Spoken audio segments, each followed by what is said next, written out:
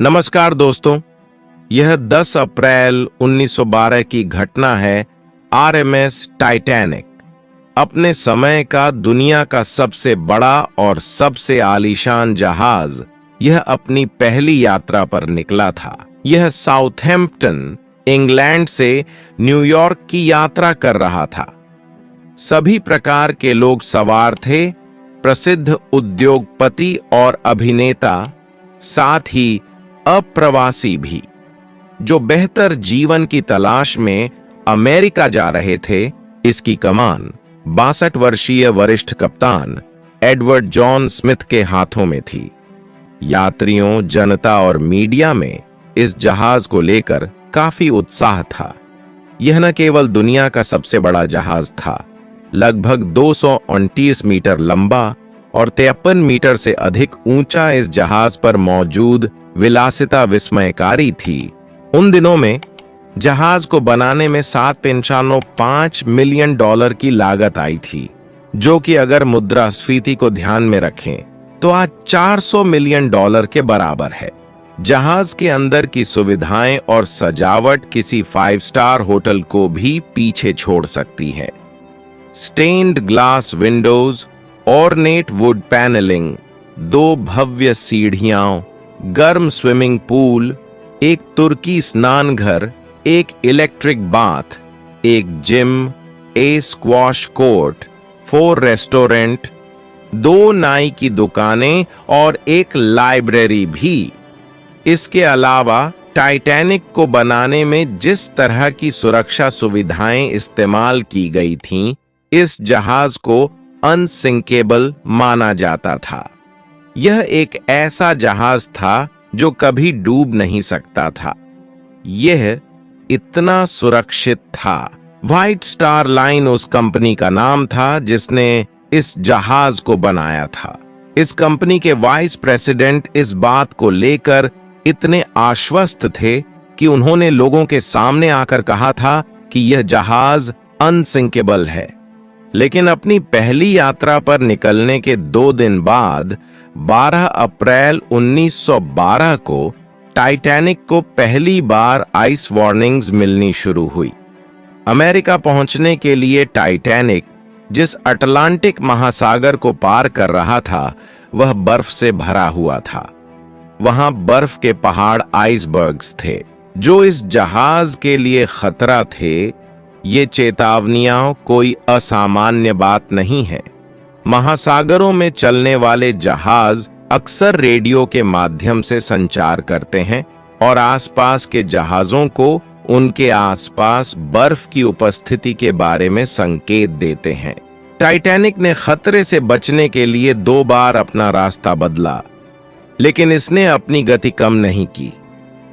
यह 21.5 knots 40 kilometre प्रति घंटा की गति से अपने गंतव्य की ओर यात्रा करता रहा। 2 दिन बाद 14 अप्रैल 1912 को बर्फ की 7 और चेतावनियां थीं, लेकिन कैप्टन स्मिथ और उनके क्रू मेंबर ने इन चेतावनियों को इग्नोर कर दिया। उन्होंने टाइटैनिक की गति धीमी नहीं की। धीरे धीरे दिन ढलने लगा, सूरज डूब गया और तापमान गिर गया। 14 अप्रैल की रात की उल्लेखनीय बात यह थी कि चांद दिखाई नहीं दे रहा था। उस रात चांदनी नहीं थी और दृश्यता भी कम थी। जहाज पर एक क्रोज नेस्ट था, ऊंचाई पर एक छोटा मंच जिसे लुकआउट पॉइंट कहा जा सकता था। किसी को इसके ऊपर बैठाया जाता है ताकि वह जहाज के ट्रैक पर नजर रख सके और यातायात या बाधाओं के लिए देख सके। यहाँ बैठे व्यक्ति को ठंडी हवाएं आंखों में आंसू ला देती हैं, जिससे देखना मुश्किल हो जाता है। रात के 11:29 बजे फ्रेडरिक फ्लीट नाम का एक आदमी क्रोज नेस्ट के ऊपर था। अचानक उसने अपने सामने एक विशाल आइसबर्ग देखा। उसने जल्दी से 3 बार घंटी बजाई ताकि नीचे के लोग सतर्क हो जाएं। फिर उसने फोन उठाया। वह चिल्लाया कि उनके सामने एक आइसबर्ग है और जहाज को तुरंत मोड़ना चाहिए। पहले अधिकारी विलियम ने यह संदेश सुना और इंजन कक्ष को संकेत दिया कि जहाज को बाएं दिशा में मोड़ना चाहिए, बट अनफॉर्चुनेटली बहुत देर हो चुकी थी। बस 1 मिनट बाद रात 11:40 बजे जहाज आइसबर्ग से टकरा गया।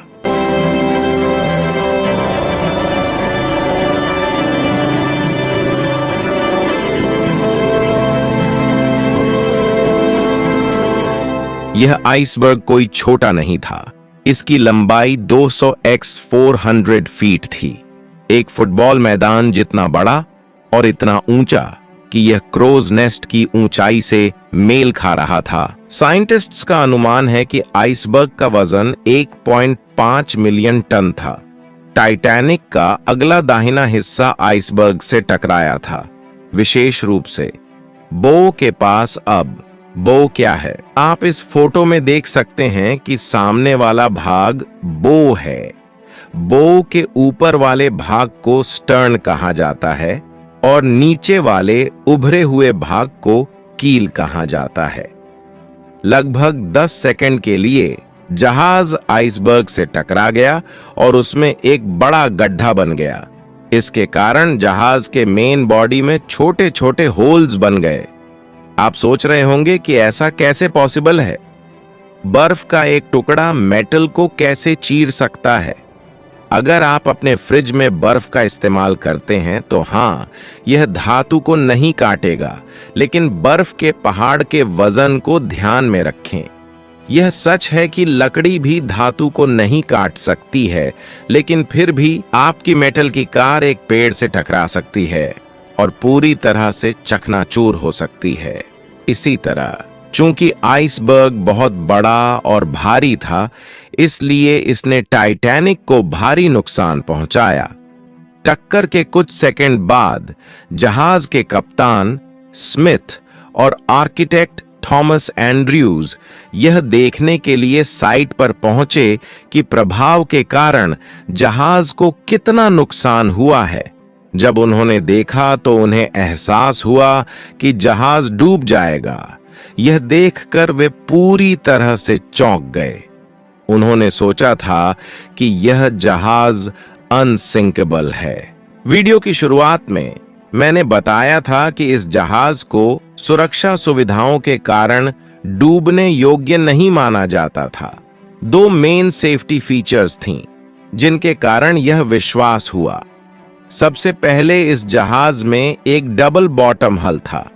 जहाज के मेन बॉडी को हल कहा जाता है। डबल बॉटम हल का मतलब है 2 लेयर्स लगी हैं यहाँ। अगर नीचे से एक लेयर टूट जाए तो दूसरी लेयर बचा लगी। दूसरा जोक पूरी शिप के मेन बॉडी है। जो हॉल है उसे 16 अलग अलग वाटर टाइट कंपार्टमेंट में डिवाइड किया गया है। 16 में से 4 कंपार्टमेंट भी पानी में भर गए तो जहाज तैरती रहेगा, जहाज को कोई फर्क नहीं पड़ेगा। लेकिन आइसबर्ग से जो इम्पैक्ट पड़ा था एक्चुअली मेन शिप के साइड में हुआ। डबल बॉटम हॉल बेकार साबित हुआ। 16 में से 6 वाटर टाइट कंपार्टमेंट्स टूट गए। उन सभी में पानी भर गया। लिमिट 4 ताकी थी। 6 कंपार्टमेंट्स में पानी भराने का मतलब था कि जहाज को डूबने से नहीं बचाया जा सकता था। अनसिंकेबल जहाज भी अब डूब जाएगा। टक्कर के 20 मिनट बाद 12 बजे कैप्टन स्मिथ ने अपने क्रू मेंबर को रेडियो पर संकट संदेश भेजने का आदेश दिया। आसपास के जहाज शायद इसे पहचान लेंगे और उन्हें बचाने के लिए आ जाएंगे। Senior radio operator Jack Phillips हमारी कहानी के हीरो निकलते हैं। लगातार एक के बाद एक उन्होंने डिस्ट्रेस सिग्नल्स भेजने शुरू किए।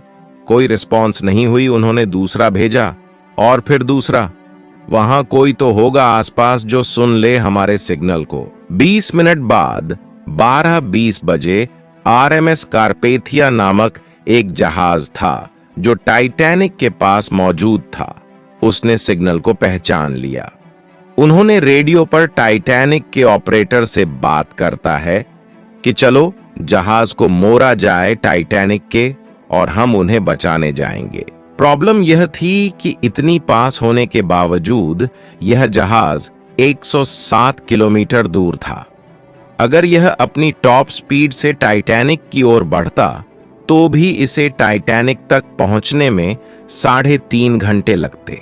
क्या टाइटैनिक जहाज 3.5 घंटे तक रुका रह सकता था? बाकी क्रू मेंबर्स के सदस्यों ने आकाश में फ्लेयर्स और रॉकेट जलाए, इस उम्मीद में कि पास में मौजूद कोई जहाज उन्हें देख लेगा। बट अनफॉर्चुनेटली कारपेथिया जहाज के अलावा किसी अन्य जहाज से कोई रिस्पॉन्स नहीं आई। इस बीच कैप्टन स्मिथ ने जहाज पर मौजूद लाइफ बोट्स का उपयोग करके पैसेंजर्स को बाहर निकालने का आदेश दिया।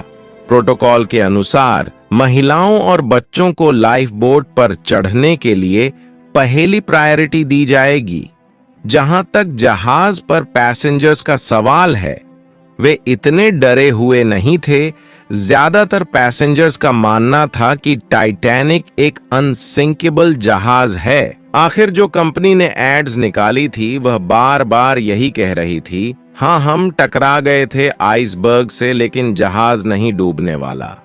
इसी रीजन से जब पहली लाइफ बोट्स नीचे उतारे गए उसमें 65 लोगों के कैपेसिटी थी, लेकिन 28 लोग उस लाइफ बोट्स पर गए।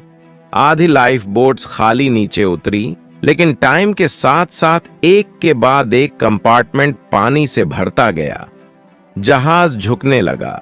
धीरे धीरे यात्रियों को एहसास हुआ कि जहाज सचमुच डूब सकता है। जब यह एहसास हुआ तो अफरा तफरी मच गई और लोग घबरा कर इधर उधर भागने लगे। रात के 1 बजे तक आगे के कंपार्टमेंट्स में पानी भर गया था कि जहाज का अगला हिस्सा पानी में डूब गया था। इसकी वजह से टाइटैनिक का पीछे वाला हिस्सा पानी से बाहर आ गया और पूरी तरह से हड़बड़ी मच गई। लोग एक दूसरे के साथ लड़ने लगी। लाइफ बोट में बैठने के लिए प्रॉब्लम यह थी कि जहाज पर केवल 20 लाइफ बोट थीं, जिनमें लगभग 1200 लोग ही बैठ सकते थे, लेकिन जहाज पर 2200 की करीब लोग थे। रात के 2-5 मिनट आखिरी लाइफ बोट टाइटैनिक से नीचे उतारी गई, लेकिन जहाज पर अभी भी 1500 लोग मौजूद थे। इस अफरा तफरी में कुछ लोगों ने लाइफ बोट में अपनी जगह छीनने की कोशिश की, लेकिन कुछ लोगों ने अपनी किस्मत को मान लिया और जहाज में ही रुक गए। आई विटनेस के अनुसार करीब 2:20 में जहाज 2 हिस्सों में टूट गए और धीरे धीरे पानी के अंदर डूब गया। 3 घंटे भी नहीं लगी।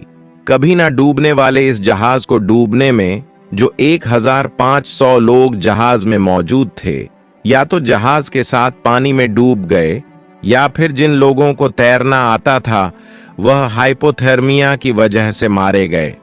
पानी का तापमान 2 डिग्री सेल्सियस। इस टेम्परेचर पर पानी में गिरोगे तो कुछ मिनट के अंदर ठंड की वजह से मौत हो जाएगी। आरएमएस कारपेथिया जहाज जो टाइटैनिक के लोगों को बचाने के लिए निकला था, वह इस लोकेशन में पहुंचता है 3:30 बजे के बीच, करीब 1 घंटे लेट। उन लोगों को बचाने के लिए जो जहाज में मौजूद थे, लेकिन जो लाइफ बोट में निकल गए जहाज से करीब 705 लोग थे, उन्हें यह जहाज सक्सेसफुली बचा लेती है। इस टाइटैनिक की डिजास्टर की बाद बहुत से सवाल उठे, कई कंट्रोवर्सी हुई, कई इन्वेस्टिगेशन कराए गए। कुछ ऐसी अनजान बातें सामने आए जिसको लेकर सब लोग शॉक हो गए। कैसा लगेगा दोस्तों अगर मैं आपसे कहूं उसी रात एक और जहाज मौजूद था। टाइटैनिक से 27 किलोमीटर दूर टाइम पर पहुंच सकता था टाइटैनिक में बैठे लोगों को बचाने के लिए। यह बात सच है। इस जहाज का नाम था SS कैलिफोर्नियन। टाइटैनिक के आइसबर्ग से टकराने की सिर्फ 1 घंटे पहले आखिरी मैसेज आइसबर्ग के वार्निंग का SS कैलिफोर्नियन के तरफ से आया था, सावधान रहना, इस समुद्र में बहुत से आइसबर्ग है। उसके बाद करीब 11-15 मिनट में रात के कैलिफोर्नियन जहाज की जो रेडियो ऑपरेटर था, उसने अपना रेडियो ऑफ कर दिया। इसी वजह से कोई डिस्ट्रेस सिग्नल नहीं पहुंच पाया इस जहाज तक। लेकिन इस जहाज टाइटैनिक की इतनी करीब था, पैसेंजर उसे देख पा रहे थे। जब टाइटैनिक में मौजूद ऑफिसर पैसेंजर को लाइव वोट में बैठा रहे थे, तब एक ऑफिसर दूर देखकर कह रहे थे, ओ देखो जहाज, ओ जल्दी हमें बचाने के लिए पहुंच जाएगा, तो इतना चिंता करने की जरूरत नहीं है। लेकिन कैलिफोर्नियन जहाज तब भी नहीं पहुंचा जब रॉकेट उड़ाए गए, फ्लेयर्स फेंके गई। रात के करीब 12 बजे की बात रिपोर्ट किया जाता है। कैलिफोर्नियन जहाज के क्रू मेंबर मौजूद थे। उन्होंने एक्चुअली में रॉकेट को देखा था, उसे जहाज से निकलते हुए। उन्होंने अपने कैप्टन स्टैनली लॉर्ड को भी इन्फॉर्म किया था, लेकिन जो कैप्टन लॉर्ड थे जहाज पर, उन्होंने कहा यह कोई डिस्ट्रेस सिग्नल नहीं है। टाइटैनिक में अमीर लोग जाते हैं, वह पार्टी कर रहे होंगे। अगर उस रात कैलिफोर्नियन जहाज के कैप्टन लॉर्ड ने इन रॉकेट और फ्लेयर्स को सीरियसली लिया होता तो टाइटैनिक में मौजूद कितने लोगों की जान बच सकती थी। अगले दिन सुबह जब रेडियो ऑन करते हैं, तब उन्हें SOS कॉल्स मिलते हैं टाइटैनिक से। जब वहां पर पहुंचते हैं, तब तक बहुत लेट हो चुका होती है। उन्हें सिर्फ लाशें पानी में दिखाई देती हैं। दोनों इंक्वायरी जो करी गई थी, इन इन्वेस्टिगेशन में वो कैलिफोर्नियन जहाज के कैप्टन स्टैनली लॉर्ड पर ब्लेम डालते हैं। लेकिन इतनी बड़ी डिजास्टर के पीछे सिर्फ एक आदमी को ब्लेम नहीं किया जा सकता, और भी लोगों का गलतियां थीं। लाइफ बोट, जैसा मैंने बताया, सफिशिएंट लाइफ बोट रखे नहीं गए। इसके अलावा दूसरे चीज, टाइटैनिक के जो कैप्टन थे, उन्होंने सेफ्टी ड्रिल्स भी कंडक्ट नहीं किया।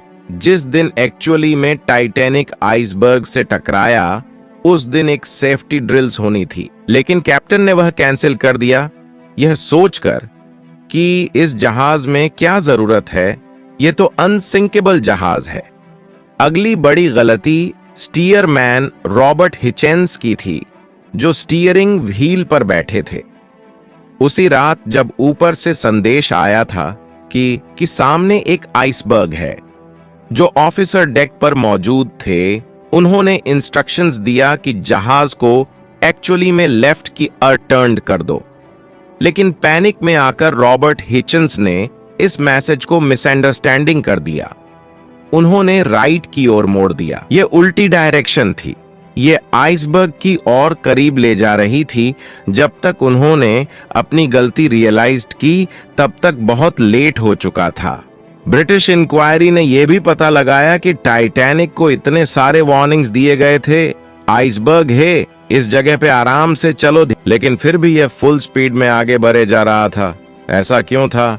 क्यों कैप्टन यहां पर स्पीड को धीरे नहीं किया? इसके पीछे कई थ्योरी बताई जाती है। एक पॉपुलर थ्योरी सजेस्ट करती है कि जोसेफ ब्रोस, जो चेयरमैन और मैनेजर डायरेक्टर थे व्हाइट स्टार लाइन के, जिस कंपनी ने टाइटैनिक बनाया था, उन्होंने कैप्टन स्मिथ को इन्फ्लुएंस किया कि शिप की रफ्तार कम नहीं होनी चाहिए, प्रेशर बनाए रखा। कंपनी की तरफ से जबरदस्त प्रेशर था कि इस जहाज को अपनी पहली जर्नी को 6 दिन में कंप्लीट करना है, ताकि रिकॉर्ड तोड़ सके। हम ये दिखा सके कि जहाज टाइटैनिक न सिर्फ सबसे महंगा, सबसे बड़ा, सबसे तेज जहाज भी है।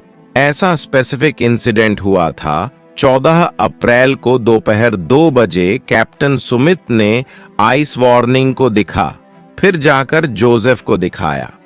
देखो, आइस वार्निंग है, इसलिए हमें स्पीड कम कर लेनी चाहिए। लेकिन जोसेफ ने इस पेपर को लिया और अपने पॉकेट में रख दिया, ताकि लोगों को पता ना चले। वह नहीं चाहते थे यहां पर जहाज की स्पीड स्लो हो। इस एक डिजास्टर ने दुनिया भर में इस इंडस्ट्री को हमेशा के लिए बदल कर रख दिया। कई सारी नई रेगुलेशंस और स्टैंडर्ड्स सेट किए गए, जिससे कि ऐसी डिजास्टर फ्यूचर में ना हो। 1914 में एक इंटरनेशनल आइस पेट्रोल को बनाया गया, जिससे कि आने वाली शिप को हमेशा अलर्ट किया जा सके। International conference on safety of life at sea, यानी SOLAS, एक ट्रीटी साइन करी गई, जिसे नई स्टैंडर्ड सेट किए गए शिप को लेकर। जैसे कि एक लाइफ बोट रेगुलेशन बनाए गए, जितने भी जहाज है उन पर सफिशिएंट अमाउंट में लाइफ बोट होनी चाहिए हर पैसेंजर के लिए। टाइटैनिक की जो रेकेज थी, जब टाइटैनिक जहाज डूबा, इस जहाज को पानी के अंदर ढूंढने में 70 साल से ज्यादा की समय लग गया। सिर्फ सितंबर 1985 में एक American ocean explorer Robert ballad और फ्रेंच ओशनोग्राफर, इन्होंने जाकर टाइटैनिक को समुद्र के अंदर ढूंढा। समुद्र के नीचे 3800 मीटर्स यानी 3.8 किलोमीटर नीचे इसकी रेकेज पाए गए। 2 अलग अलग टुकड़े मिले इस शिप के। ये दोनों टुकड़े एक दूसरे से 600 मीटर्स दूर थे। आज के दिन, इतने सालों बाद, जो शिप पानी के अंदर डूबी हुई थे, एनवायरनमेंट ने इसे धीरे धीरे इरोड कर दिया। एक्चुअल शिप ऐसी दिखती थी और आज के दिन इस शिप का सिर्फ इतना हिस्सा बचा है। रिपोर्ट किया गया है कि बैक्टीरिया और अलग अलग ऑर्गेनिजम्स इसके मेटल फ्रेमवर्क को खाए जा रहे हैं और एक्सपेक्टेड किया जा रहा है साल 2030 तक इस शिप पूरी तरीके से गायब हो जाएगी पानी के अंदर। लेकिन आज के दिन 110 सालों बाद भी टाइटैनिक को लेकर जो फैसिनेशन है वो लोगों के मन में अभी भी जारी है। साल 2012 में ऑस्ट्रेलियन बिलियनियर क्लाइव पाल्मर ने प्लान किया था, वह टाइटैनिक 2 बनाएगा, एक ओरिजिनल टाइटैनिक जहाज के कॉपी कैट जहाज, लाइफ साइज मॉडर्न। उन्होंने यह भी कहा सेम रूट पर चलेगा और उस जहाज के अंदर एक एक चीजों बिल्कुल एग्जैक्टली इस तरीके से बनाई जाएगी जैसी ओरिजिनल जहाज हुआ करती थी। ओरिजिनली इस प्रोजेक्ट को 2016 में खत्म हो जाना चाहिए था, लेकिन बहुत सारे डिले के बाद 2022 में भी ये खत्म नहीं हुआ। कहा जाता है लोगों को इतना इंटरेस्ट नहीं है इस प्रोजेक्ट में, क्योंकि एग्जैक्टली उसी तरह बनाया जाएगा तो कोई टेलीविजन, कोई वाईफाई नहीं होगा और कोई एक्चुअली में यूज नहीं करेगा। हो सकता है अनसिंकेबल टाइटैनिक 2 जहाज बनने से पहले ही डूब गया। वीडियो पसंद आया तो लाइक कर दीजिए। ऐसे ही मजेदार वीडियो के लिए चैनल को सब्सक्राइब कर लीजिए।